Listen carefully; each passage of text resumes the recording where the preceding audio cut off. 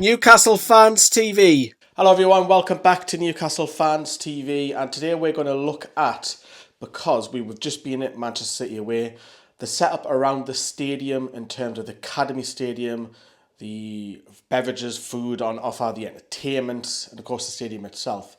But we are proudly sponsored by OneFootball, who will keep you up to date with all of the transfer rumours. You know what the summer's going to be like, everybody, we know what it's going to be like. We're going to be rumoured to every single player, and OneFootball, they get all the news across the web and just put it in one app. It's a fantastic place to keep up to date with the rumours. The OneFootball app, the link is in the description. It's free. Got nothing to lose, and it's a fantastic piece of app. We'll all use it here at NFTV. We all talk about it as well because it pings during the game as well for all the goal updates. But yes, back to the subject in hand. Manchester City, where of course I was down there when we got absolutely walloped 5-0.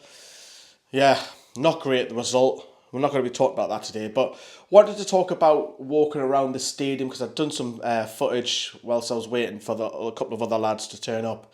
And you walk around the place, and although you think of Manchester City support not being great, they never fill the stadium, or rare occasions, sorry, I'm probably being discredited to City fans, but Newcastle United would fill the stadium twice over. They would, doesn't matter what division they are in, especially with this new ownership.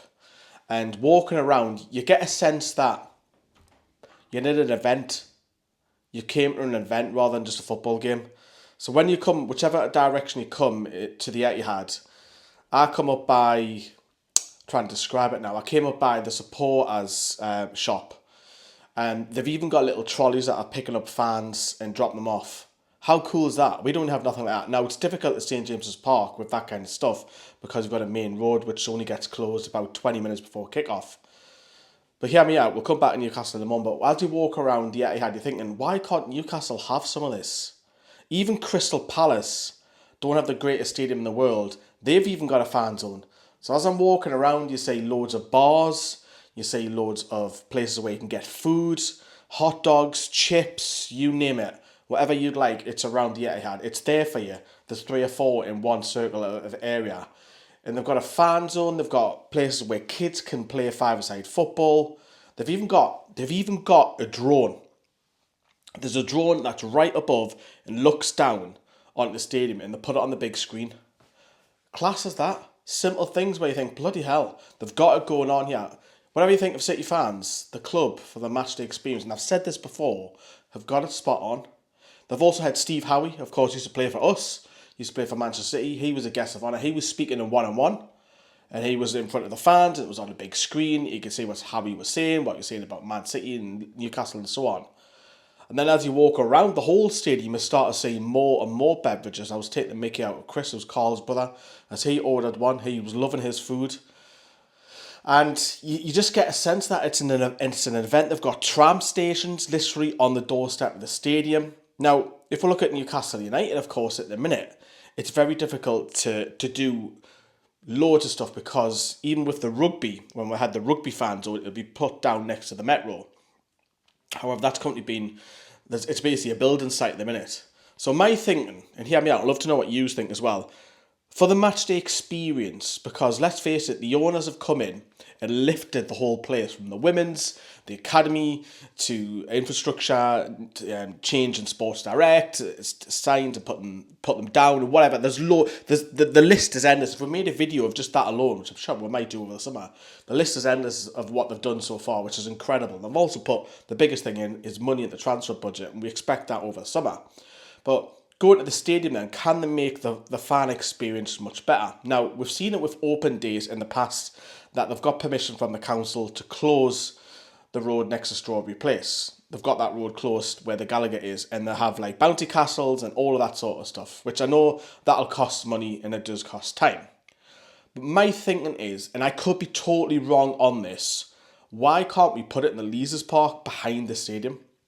Now, people are going to say, well, wait a minute, you can't because of X, Y, and Z regulations and laws. But what if it's just Newcastle play on average once every 2 weeks at home? Why can't you have something inside Leazes Park where you've got local bands singing? You've got loads of stuff like bouncy castles. You've got things like kids can kick around at a field. You've got, what else can you put? Loads of hot dog fans up there. You can put loads of entertainment on, face painting, you name it. The list is endless. So for the match going fan, I think that'll enhance the actual match day itself. Now, the match day getting inside St James's Park is already better because of what flags are doing. 100%. The flags displays, it makes everybody want to get in earlier to see what it's actually going to be, which is fantastic.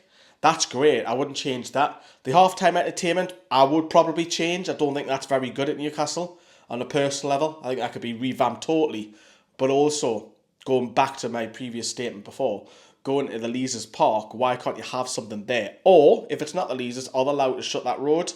It's difficult because you've got the RVI next door and the ambulance, they need access back and forth.